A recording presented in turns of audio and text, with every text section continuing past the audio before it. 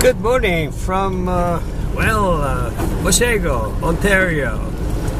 It's about 8 o'clock in the morning, or between 8 and 8:30 in the morning on April 23rd, 2014.